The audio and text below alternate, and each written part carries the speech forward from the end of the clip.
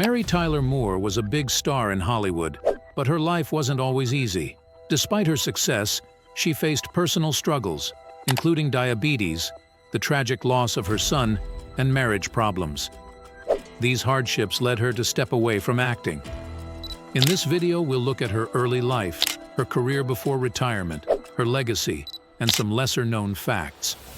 Join us to discover why Mary Tyler Moore really quit Hollywood. Early life. Mary Tyler Moore, a beloved figure in American TV, was born on December 29, 1936, in Brooklyn, New York. She was the oldest child of George and Marjorie Moore. George worked as a clerk, and Marjorie was a homemaker. Mary had two younger siblings, John and Elizabeth. The Moore family faced many challenges due to George and Marjorie's troubled marriage and Marjorie's struggle with alcoholism. Despite these difficulties, they tried to raise their children with strong values, which shaped Mary's resilience and determination. When Mary was 3, in 1939, the Moore family moved to Los Angeles because of George's job. This move exposed Mary to the entertainment industry, which would later become her career. The lively city of Los Angeles and its entertainment scene inspired Mary's future dreams. Mary began her education at St. Rose of Lima Parochial School in Brooklyn before moving to California. In Los Angeles, she attended St. Ambrose School and then Immaculate Heart High School, a private Catholic school for girls. The strict Catholic education she received influenced her values and discipline, though she often found it restrictive. From a young age, Mary was passionate about performing arts. At 6, she started taking ballet lessons and dreamed of becoming a professional dancer.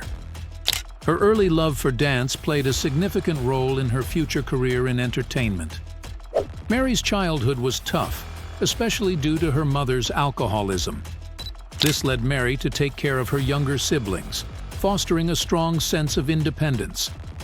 Her father's frequent absences for work added to the instability at home, blending responsibilities with her aspirations. Despite these hardships, Mary remained determined to succeed. She used her love for dance as an escape from home difficulties, finding comfort in her ballet lessons. Her dedication was evident as she improved her skills, aiming to turn her passion into a career.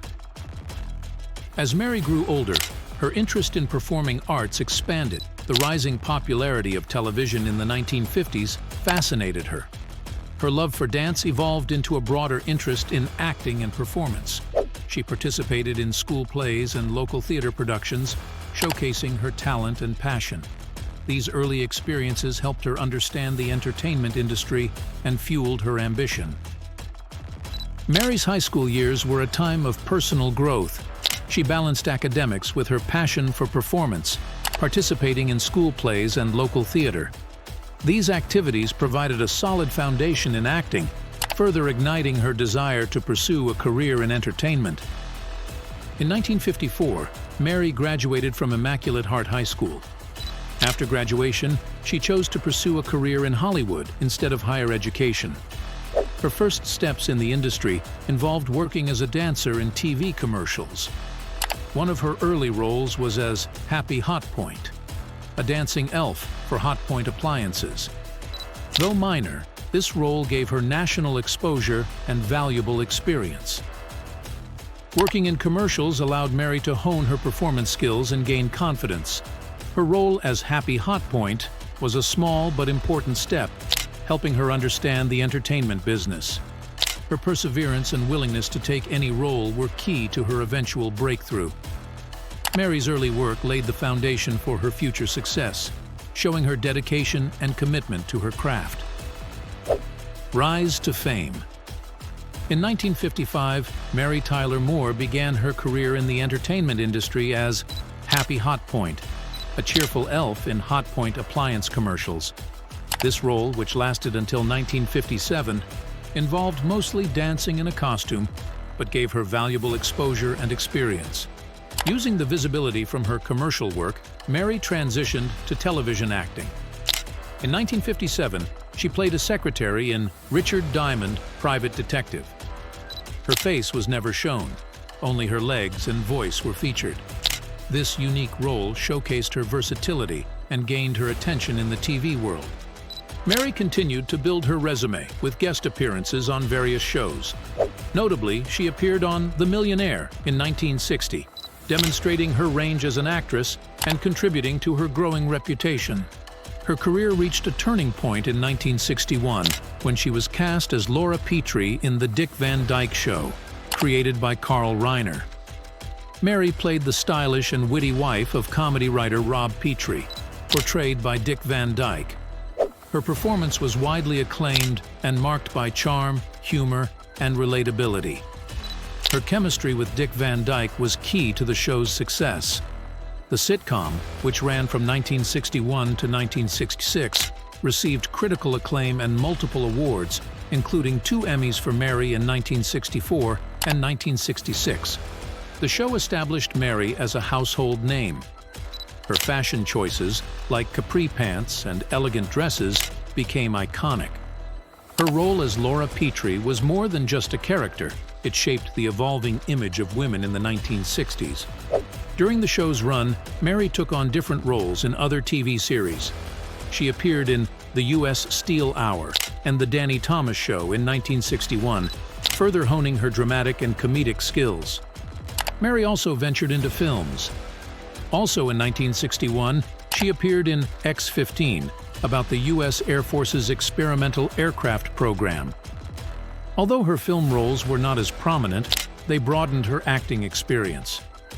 By 1965, talks about ending The Dick Van Dyke Show began. Mary and Dick Van Dyke felt the show had run its course. The final episode aired on June 1, 1966, marking the end of an era. After the show, Mary sought to expand her acting career in films. In 1967, she starred in Thoroughly Modern Millie as Miss Dorothy Brown, showcasing her versatility in a new medium.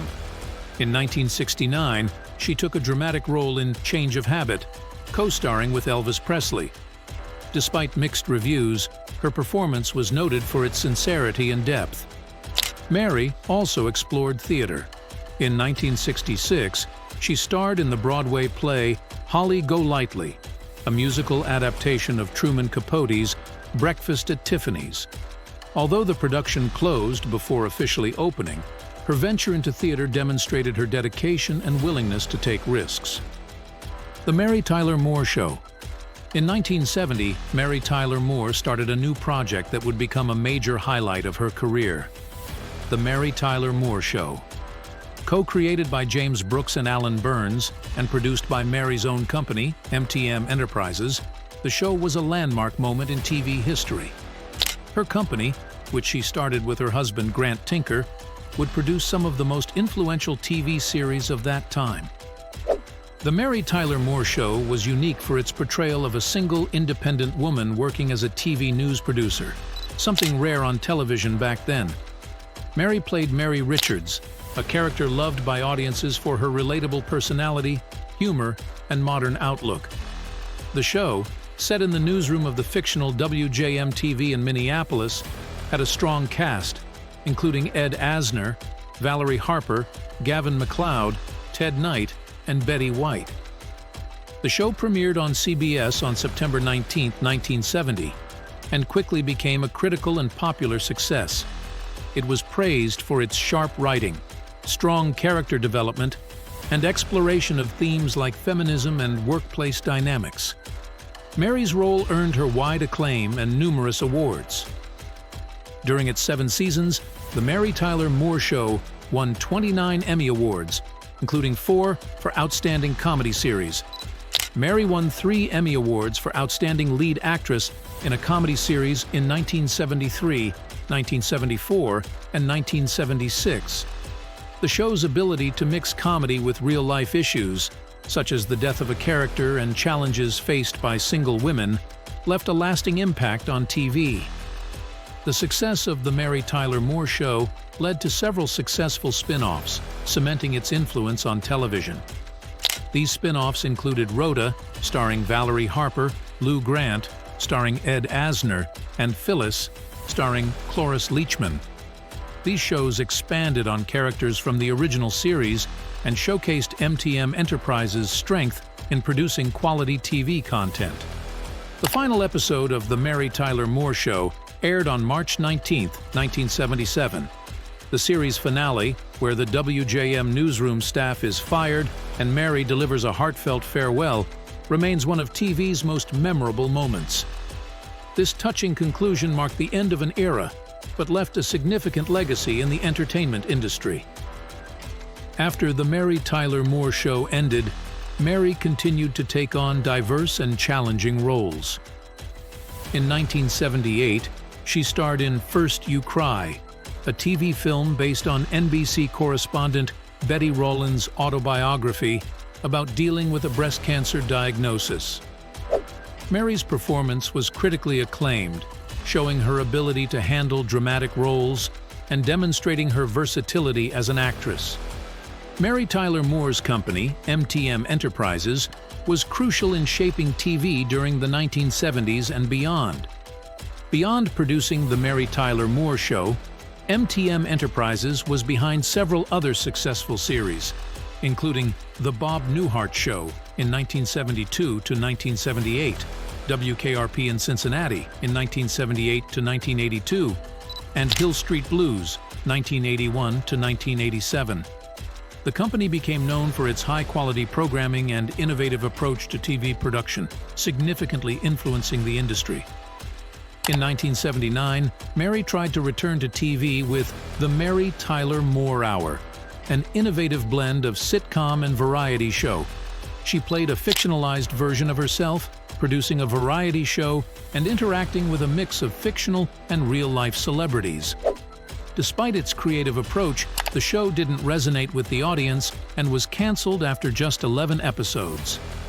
This struggle highlighted the challenges of recapturing the magic of The Mary Tyler Moore Show in a changing TV landscape. Undeterred, Mary tried again in 1985 with another sitcom titled Mary. In this series, she played Mary Brenner, a divorced woman working as a consumer reporter for a tabloid newspaper. This character was similar to her beloved Mary Richards, but the new show failed to connect with audiences and critics.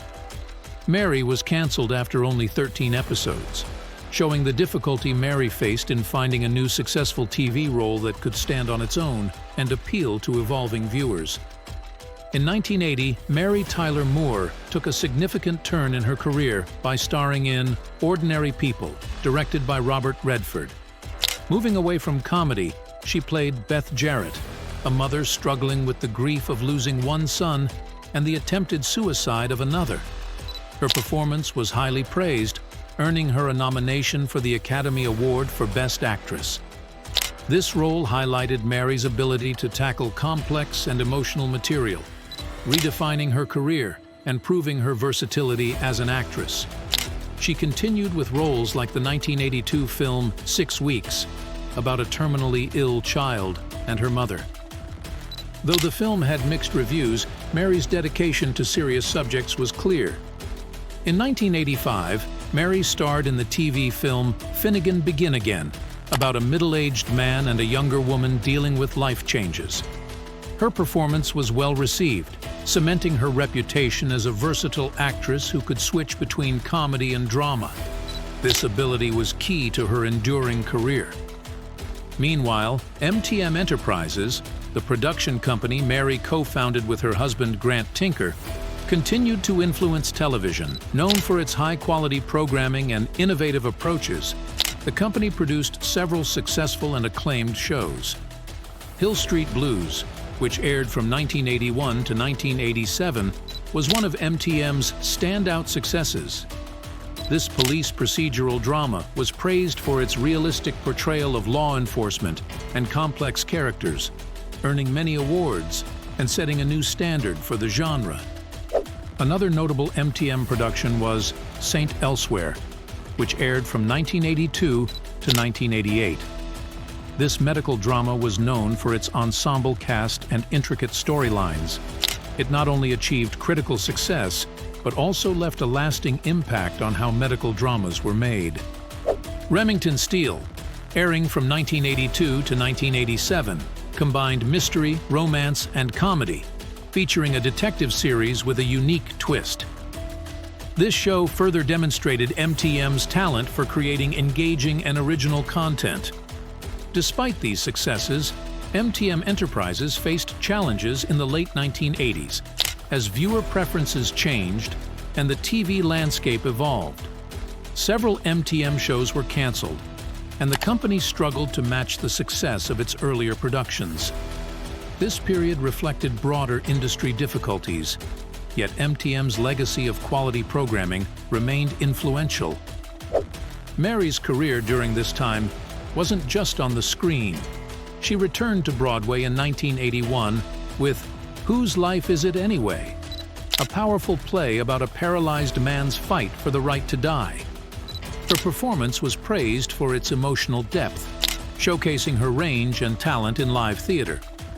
Mary's drive to explore diverse roles stayed strong through the late 1980s. In 1986, she took on another dramatic role in the TV film Heart Sounds, based on the true story of a doctor with a severe heart condition. Her portrayal was critically acclaimed, showing her ability to connect with dramatic material and her commitment to serious stories. Mary also appeared in other stage productions, including the off-Broadway play Sweet Sue in 1987. These roles allowed her to continue challenging herself and proving her versatility as an actress. Throughout these years, Mary's performances earned continued recognition and accolades. Despite challenges in her TV ventures, her resilience and determination to pursue a wide range of roles showed her enduring passion for her craft. In 1990, Mary's contributions to TV and film were further recognized when she received an honorary award from the Television Academy. This accolade celebrated her significant impact on the industry, honoring her achievements and the lasting mark she left on television and film. Continued projects. In the early 1990s, Mary Tyler Moore showcased her talent in various TV movies and guest roles. In 1993, she starred in Stolen Babies, based on the true story of child trafficker Georgia Tann. Mary's portrayal earned her an Emmy Award for Outstanding Supporting Actress, highlighting her dramatic skills. In 1994, she had a notable guest role in the series finale of Newhart, reprising her role as Laura Petri from The Dick Van Dyke Show, in a clever dream sequence that delighted fans. The next year, 1995, Mary starred in the sitcom New York News as the editor of a tabloid. Despite her strong performance, the show was canceled after a few episodes, reflecting the challenges of the evolving TV industry. During this period, Mary made guest appearances on popular TV shows and films. In 1996, she appeared on Ellen, playing Ellen DeGeneres' mother, showcasing her comedic timing. That same year, she took on a comedic role in Flirting with Disaster, playing Ben Stiller's overbearing adoptive mother, receiving praise for her comedic timing. In 1997, Mary appeared in the neo-noir crime film Keys to Tulsa, playing Cynthia Boudreaux. Despite mixed reviews, her intense performance stood out. She also returned to Broadway in Sweet Sue, exploring the relationship between an older woman and a younger man, earning praise for her emotional depth. Mary continued to take on diverse roles, such as in the 1997 TV thriller Payback, where she played the wife of a detective involved in a murder case, demonstrating her ability to handle serious subjects. In 2000, Mary reprised her role as Mary Richards in Mary and Rhoda, reuniting with Valerie Harper. The film, showing the characters years later, received mixed reviews, but was significant for fans, providing a nostalgic look at their enduring friendship. Mary stayed involved with MTM Enterprises, even as it changed ownership. Despite these changes, the company continued to produce quality programming, though its prominence declined. Mary's contributions to television were recognized with various awards, including the Screen Actors Guild Life Achievement Award in 1995, acknowledging her impact on the industry. Mary was also a strong advocate for diabetes awareness after her diagnosis with type 1 diabetes. She served as the international chairman of the Juvenile Diabetes Research Foundation, using her platform to raise awareness and funds for the cause, showing her commitment to making a positive impact beyond her acting career. The real reason for retirement and final years. Despite facing serious health problems, Mary Tyler Moore continued acting in the 2000s, showing her enduring talent and commitment. In 2003, she starred in the TV movie Blessings, based on Anna Quindlen's novel. She played Lydia Blessing, an older woman who finds a newborn left on her doorstep. Her performance was well received and added to her list of complex and dramatic roles. That same year, Mary teamed up again with Donald Sutherland for a TV version of the Pulitzer Prize-winning play, The Gin Game. The story looks at the relationship between two elderly residents in a nursing home. Mary's performance was praised for its emotional depth. In 2006, Mary made a guest appearance on the sitcom That 70s Show, playing Christine St. George, a local TV host. This role paid homage to her TV roots and was celebrated for its nostalgic value. Her ability to fit into the comedic ensemble of the show highlighted her versatility. In 2009, Mary appeared in a guest role on the comedy-drama series Lipstick Jungle, playing Joyce, the mother of Wendy Healy. This role allowed her to showcase her skill in portraying complex family relationships. In 2011, fans were delighted when Mary reunited with her former The Mary Tyler Moore Show, co-stars Valerie Harper, Cloris Leachman, and Betty White for a special episode of Hot in Cleveland. Her guest role as Elka's cellmate was critically acclaimed, showcasing the chemistry and talent that made her a beloved TV figure. Mary also engaged in stage and documentary work during this time. In 2003, she returned to the stage with a performance in Sweet Sue, which was adapted for TV to reach a wider audience. This role allowed viewers to appreciate her theatrical abilities, adding another layer to her distinguished career. In 2005, Mary appeared in a PBS documentary, The Dick Cavett Show, where she discussed her career and shared insights into her experiences and contributions to television. This documentary offered fans and new audiences a glimpse into her life and work. Mary was a strong advocate for diabetes research, driven by her own diagnosis of type 1 diabetes. She served as the international chairman of the Juvenile Diabetes Research Foundation, raising awareness and funds for the cause through speaking engagements and fundraising events. Her dedication to public service extended beyond the JDRF. She made appearances at various events, award ceremonies, and charity functions. In 2003, she was honored with a star on the Hollywood Walk of Fame, recognizing her contributions to the entertainment industry and her status as a TV trailblazer. In 2013, Mary retired from acting and public life due to her deteriorating health. This marked the end of a remarkable journey in Hollywood, characterized by groundbreaking roles and significant influence on television. The main reason behind Mary Tyler Moore's decision to quit Hollywood was her declining health. By 2012, complications from type 1 diabetes had taken a severe toll on her body. She suffered from diabetic retinopathy, which nearly caused her to lose her vision. Additionally, she faced balance issues that made walking difficult and experienced kidney and heart problems. These health challenges made it increasingly difficult for her to maintain the demanding schedule required by her acting career. Moore's decision to retire was a reflection of her need to prioritize her health and well-being. Despite her love for acting and her significant contributions to the industry, she recognized that continuing to work would exacerbate her health problems. Her retirement allowed her to focus on managing her condition and maintaining her quality of life during her final years. After retiring, Mary focused on her health and well-being, making rare public appearances due to severe mobility and vision challenges. Despite these difficulties, her contributions continued to be celebrated and recognized. In 2012, Mary received the Screen Actors Guild Life Achievement Award, acknowledging her lifelong contributions to the industry. This prestigious award highlighted her pioneering role in television and her impact on future generations of actors and entertainers. In 2015, PBS aired a documentary titled Being Mary Tyler Moore, providing an in-depth look at her career and influence, featuring interviews with colleagues and Mary herself. On January 25, 2017, Mary Tyler Moore passed away at the age of 80 from cardiopulmonary arrest due to pneumonia, worsened by complications from her long battle with diabetes.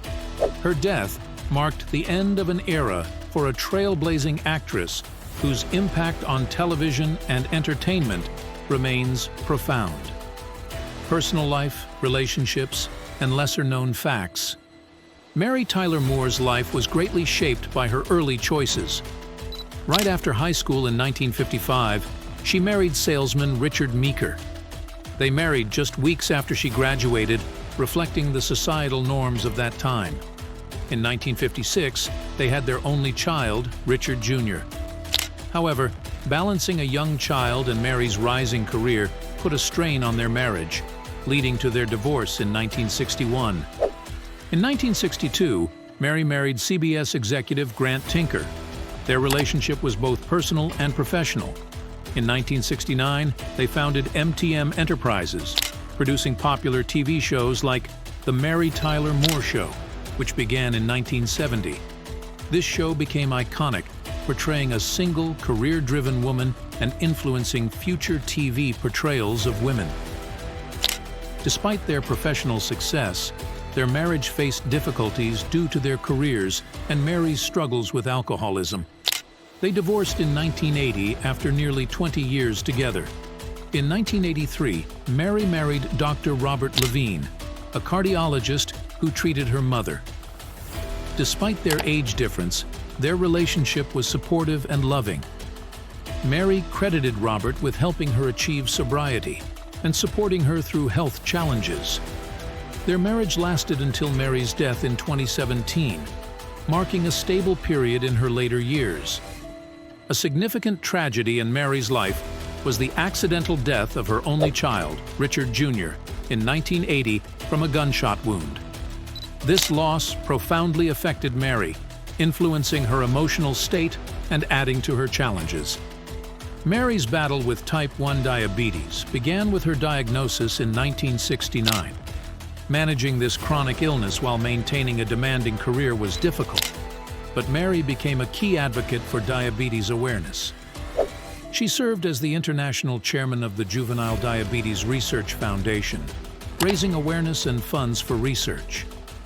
Her advocacy included facing severe vision loss due to diabetic retinopathy and other complications.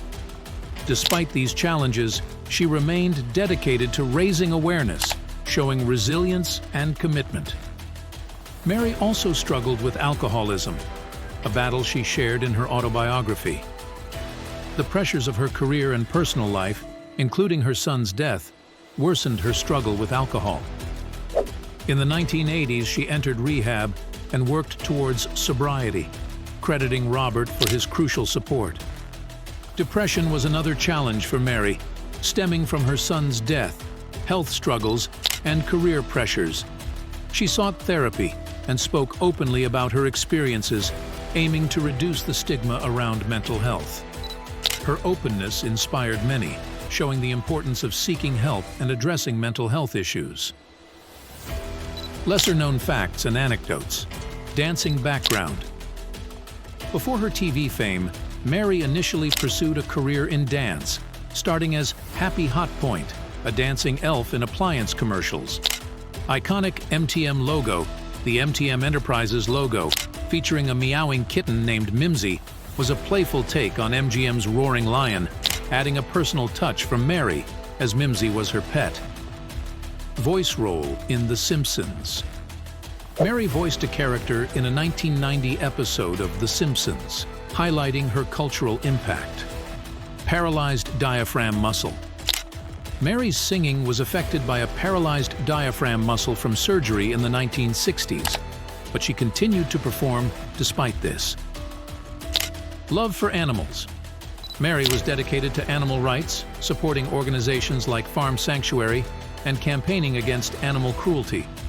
Public perception versus reality, private nature. Despite her warm public persona, Mary was known to be private and introverted, often finding large gatherings overwhelming. Complex personality. Mary's personal struggles, including health issues and her son's death, contrasted with her cheerful on-screen image, making her relatable and multidimensional. Legacy. Impact on television. Mary's role in The Mary Tyler Moore Show broke new ground for women on TV, portraying a single career-focused woman and setting a precedent for future female characters. Production influence. Through MTM Enterprises, Mary and Grant Tinker produced many acclaimed shows, influencing the TV industry with innovative storytelling and character development. Advocacy and philanthropy. Mary's commitment to diabetes research and animal rights advocacy left a lasting legacy beyond her acting career, showing her dedication to social issues and philanthropy.